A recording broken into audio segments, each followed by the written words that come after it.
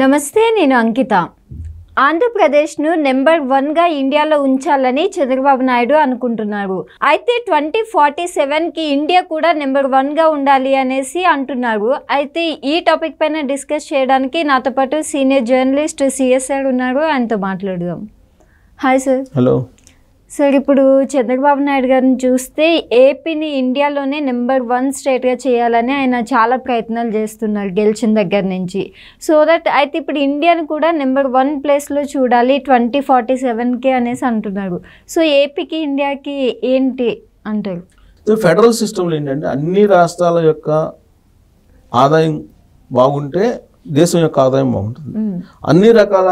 అన్ని రాష్ట్రాలకు సంబంధించినటువంటి వనరులు బాగుంటే దేశం యొక్క వనరులు కూడా బాగుంటాయి, దేశం కూడా ప్రగతి పదాన ఉంటుంది. అందుకే ఫెడరల్ సిస్టంలో రాష్ట్రాల భాగస్వామ్యం అనేది కీలకం.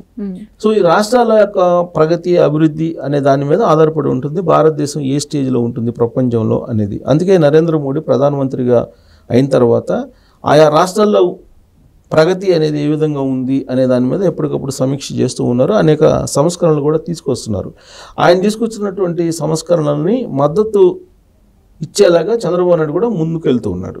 నోట్ల రద్దుకి మద్దతు ఇచ్చాడు చంద్రబాబు నాయుడు.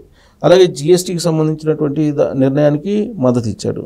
అలాగే 370 లాంటి వాటికి కూడా మద్దతు ఇచ్చాడు. సో చంద్రబాబు నాయుడు ఏదైతే అనుకుంటున్నారో రిఫార్మ్స్ విషయంలో నరేంద్ర మోడీ అనుకుంటున్నటువంటి రిఫార్మ్స్ కూడా సమాంతరంగా ఉన్నాయి. కాబట్టి వాళ్ళిద్దరి మధ్య వేవ్ లెంత్ కలిసింది రాష్ట్ర అభివృద్ధి చేయటంలో కానీ లేదంటే దేశాన్ని అభివృద్ధి చేయటంలో కానీ అనేది ఇప్పుడు ఎన్డీఏలో వినిపిస్తున్నటువంటి ఒక అభిప్రాయం. అయితే ఇక్కడ చంద్రబాబు నాయుడు ఆంధ్రప్రదేశ్కు సంబంధించిన కలెక్టర్ల రివ్యూ సమావేశాన్ని పెట్టాడు సోమవారం రోజు.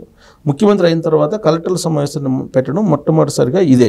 గతంలో జగన్మోహన్ రెడ్డి 5 సంవత్సరాలు ముఖ్యమంత్రిగా ఉన్నప్పుడు ఏ రోజు కూడా ఆయన కలెక్టర్ల సమావేశం సమీక్ష పెట్టి వాళ్ళకి దిశానిర్దేశం చేయలేదు. రాష్ట్రానికి సంబంధించిన అభివృద్ధి కార్యక్రమాల గురించి ఆయన సమీక్ష చేయలేదు, చేసినట్టు దాఖలాలే లేవు. అదే విషయాన్ని చంద్రబాబు నాయుడు గుర్తు చేశారు కలెక్టర్లకి. గత 5 సంవత్సరాల్లో ఏ రోజు కూడా రివ్యూ మీటింగ్ పెట్టి డెవలప్మెంట్కి సంబంధించిన అంశాల మీద సమీక్ష చేయలేదు. ప్లస్ దానికి సంబంధించిన బ్లూ ప్రింట్ను కూడా ఎప్పుడు కూడా ప్రస్తావించలేదు. కానీ ఇప్పుడు ప్రభుత్వం మారిపోయింది. ఈ ప్రభుత్వం అభివృద్ధి దిశగా పయనించాలని భావిస్తూ ఉంది. దానికి సంబంధించినటువంటి బ్లూ ప్రింట్ని మీరు ఎప్పటికప్పుడు తయారు చేసి జిల్లాల్లో సమగ్ర రాష్ట్ర అభివృద్ధికి మీరందరూ తోడ్పడాలి అనేటువంటి ఒక దిశానిర్దేశం ఆయన ఇస్తూ రాబోయేటువంటి విజన్ని, రాబోయేటువంటి బ్లూ ప్రింట్ని, రాబోయేటువంటి విజన్ని ఆయన ఆవిష్కరించారు. ఏంటి ఆయన కలెక్టర్లకి చెప్పారని అంటే, భారతదేశంలో ఆంధ్రప్రదేశ్ 2029 కల్లా నెంబర్ 1లో ఉండాలి. 2047కి భారతదేశం ప్రపంచంలోని నెంబర్ 1గా ఉండాలి. ఆ దిశగా వెళ్ళాలి మనం. దేశం మొత్తం 2047కి వరల్డ్ నెంబర్ 1 అయితే దాంట్లో కీలక భాగస్వామిగా ఆంధ్రప్రదేశ్ ఉండాలి. ఆ దిశగా మీరు ఆలోచించండి అని చెప్పి పార్టిసిపేట్ చేసినటువంటి కలెక్టర్లకి ఒక దిశానిర్దేశం చంద్రబాబు నాయుడు చేయడం జరిగింది. ఇటీవల కాలంలో చంద్రబాబు నాయుడు ముఖ్యమంత్రి అయిన తర్వాత జరిగినటువంటి బదిలీలను చూస్తే కనుక కలెక్టర్లుగా, ఎస్పీలుగా యంగ్స్టర్స్ని వేశారు. సీనియర్స్ని అందరినీ ఆల్మోస్ట్ పక్కన పెట్టేశారు. తర్వాత వివాదాలు ఉన్నటువంటి వాళ్ళని పక్కన పెట్టేశారు. భూ కబ్జా కోరులకి సహకరించినటువంటి వాళ్ళని పక్కన పెట్టేశారు. దాదాపు ఒక 40-50 మంది ఐఏఎస్లు కానీ ఐపీఎస్లను కానీ పక్కన పెట్టారు అనేది జగన్మోహన్ రెడ్డి చెప్తున్నాడు. ఆ విషయాన్ని ఢిల్లీ వెళ్ళి కంప్లైంట్ కూడా చేశారు ఆయన. ఈ 40-50 మందిని పక్కన పెట్టడానికి కారణం ఏంటి? జగన్మోహన్ రెడ్డి ప్రభుత్వంలో జరిగినటువంటి అరాచకాలు, అక్రమాలు, అవినీతి వీటన్నిటికీ కూడా కొమ్ము కాశారు అని అనుమానంతో కొమ్ము కాశారని ప్రాథమిక నిర్ధారణ చేసుకుని వాళ్ళని పక్కన పెట్టారు.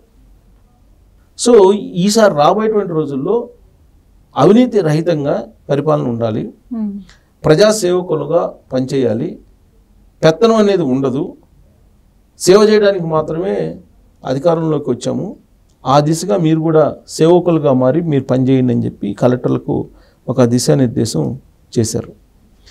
ఆంధ్రప్రదేశ్లో ఉండేటువంటి మౌలిక వనరులు ఏమున్నాయి, ఏమి లేవు, ఏ ప్రాంతాల్లో ఎలాంటి వనరులు కల్పించాలి, వీటన్నిటి మీద కూడా ఒక నివేదికలు తయారు చేయండి. వాటన్నిటిని సమప్ చేసి కేంద్రం యొక్క సహకారంతో ఆంధ్రప్రదేశ్ని అభివృద్ధి విషయంలో పరుగులు పెట్టించాలి అనేటువంటి ఒక దిశానిర్దేశం చంద్రబాబు నాయుడు కలెక్టర్లకు చేయడం జరిగింది. కేంద్ర రాష్ట్ర ప్రభుత్వాల మధ్య సంబంధాలు చాలా పటిష్టంగా ఉన్నాయి. రెండు చోట్ల కూడా ఎన్డీఏ ప్రభుత్వం ఉంది. అభివృద్ధి దిశగానే రెండు ఆలోచిస్తూ ఉన్నాయి, అటు కేంద్రంలో ఉండేటువంటి ఎన్డీఏ కానీ రాష్ట్రంలో ఉండేటువంటి ఎన్డీఏ కానీ. కాబట్టి దీంట్లో కీలక భాగస్వాములుగా సివిల్ సర్వెంట్లుగా మీరే ఉండాలి అనేటువంటి ఒక దిశానిర్దేశం చేయడంతో పాటు అమరావతి నిర్మాణం కానీ, విశాఖ ప్రైవేటీకరణను అడ్డుకునేటువంటి అంశం కానీ, పోలవరం నిర్మాణం గురించి కానీ, వీటన్నిటి గురించి కూడా ఆయన ప్రస్తావిస్తూ టోటల్గా ప్రక్షాళన చేయాలి.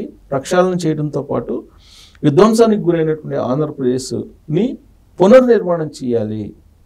2019 నుంచి 2024 వరకు ఆంధ్రప్రదేశ్ దాదాపు 20 ఏళ్ళు వెనక్కి వెళ్ళిపోయింది. అందుకే ఈసారి పటిష్టమైనటువంటి అభివృద్ధి పునాదులు వేసి ఇంకా ఎవరు వచ్చినా దీన్ని డిస్టార్జ్ చేయకుండా ఉండేలాగా మీరందరూ కలిసి సమిష్టిగా పనిచేయాలి అనేటువంటి ఒక గైడ్ లైన్ ఇవ్వడం జరిగింది ఐఏఎస్లకి చంద్రబాబు నాయుడు. సో ఇస్తూ ఆయన ఏం చెప్పాడంటే భారతదేశం గురించి మాట్లాడారు ఎక్కువగా. ఆంధ్రప్రదేశ్ కీలక భాగస్వామ్యం కావాలి ఆ భారతదేశం అభివృద్ధిలో అని చెప్తూ 2047 కల్లా భారతదేశం నెంబర్ 1 అవుతుంది వరల్డ్లో అని చెప్పి ఆయన ఒక దిశానిర్దేశం చేయడం జరిగింది. అంటే భారతదేశం యొక్క అభివృద్ధిలో కూడా చంద్రబాబు నాయుడు యొక్క భాగస్వామ్యం కీలకంగా మారబోతుంది అనే దానికి నిదర్శనం ఆయన ఇచ్చినటువంటి స్పీచ్. ఇప్పటికే చంద్రబాబు నాయుడు నెంబర్ 2 అంటున్నారు ఎన్డీఏలో. జాతీయ మీడియా ఇటీవల కాలంలో ఇస్తున్నటువంటి న్యూస్ ఏంటంటే అమిత్ షా తర్వాత చంద్రబాబు నాయుడేను అనేటువంటిది రాజకీయ కోణం నుంచి చూస్తూ వాళ్ళు చెప్తూ ఉన్నారు. కానీ అభివృద్ధి విషయంలో నెంబర్ 1 చంద్రబాబు నాయుడు అనే దిశగా వెళ్ళాలనేది ఆయన ఆలోచన. ఆయన రాజకీయ కోణం నుంచి ఆలోచించాల. బట్ నేషనల్ మీడియా మాత్రం ఆయన రాజకీయ కోణం నుంచి ఫోకస్ చేస్తూ నెంబర్ 2 పొజిషన్లో చంద్రబాబు నాయుడు ఉన్నారు దేశంలోనే. ఇప్పుడు నరేంద్ర మోడీ తర్వాత పవర్ఫుల్ లీడర్ ఎవరైనా ఉన్నారంటే చంద్రబాబు నాయుడు అని చెప్పి వాళ్ళు ఫోకస్ చేసేటువంటి ప్రయత్నం చేస్తూ ఉన్నారు. వాస్తవంగా నరేంద్ర మోడీ తర్వాత అమిత్ షా తర్వాత అనేక మంది బీజేపీ లీడర్లు ఉన్నారు. రాజకీయ కోణం నుంచి చూస్తే పవర్ పాయింట్స్ గా నెంబర్ 2 కింద అమిత్ షా ఉన్నాడు. అది ఎవరినైనా చెప్తారు. కానీ నెంబర్ 2గా ఇప్పుడు చంద్రబాబు నాయుడు ఉన్నారు అనేది నేషనల్ మీడియా ఫోకస్ చేస్తుంది. ఎందుకు ఆ విధంగా రాజకీయ కోణం నుంచి ఫోకస్ చేస్తుందంటే ఎన్డీఏ కూటమిలో కీలక భాగస్వాములు ఎవరున్నారు అని అంటే బీజేపీ తర్వాత తెలుగుదేశం పార్టీ తర్వాత జేడీయూ అంటే నితీష్ కుమార్. ఇలా ప్రయారిటీ భాగస్వామ్యం ఉంది కాబట్టి తెలుగుదేశం పార్టీకి నెంబర్ 2 అంటున్నారు నేషనల్ మీడియాలో. అంటే రాజకీయ కోణం నుంచి. అలాగే వచ్చినటువంటి సీట్ల సంఖ్యను బేస్ చేసుకుని 240 బీజేపీకి వచ్చింది. ఆ 240 తర్వాత హైయెస్ట్ వచ్చింది ఎన్డీఏలో భాగస్వామిగా తెలుగుదేశం పార్టీకి 16 వచ్చినాయి, 2 ఏమో జనసేనకు వచ్చినాయి. సో కాబట్టి 16 నెక్స్ట్ హైయెస్ట్ వచ్చిన పార్టీ ఏంటంటే తెలుగుదేశం పార్టీ. ఆ తర్వాత జేడీయూకి వచ్చినాయి 12 సీట్లు వచ్చినాయి, అంటే 3వ ప్లేస్లో ఉంది. అందుకే ఆ కోణం నుంచి చంద్రబాబు నాయుడు నెంబర్ 2 అంటున్నది నేషనల్ మీడియా. కానీ చంద్రబాబు నాయుడు తాను నెంబర్ 1గా ఉండాలని చెప్పి కోరుకుంటున్నాడు అభివృద్ధి విషయంలో.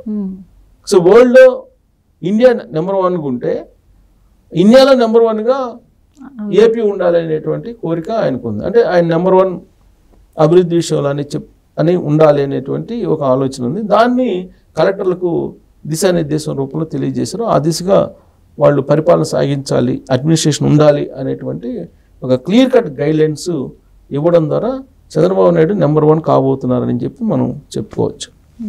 Okay, thank you sir.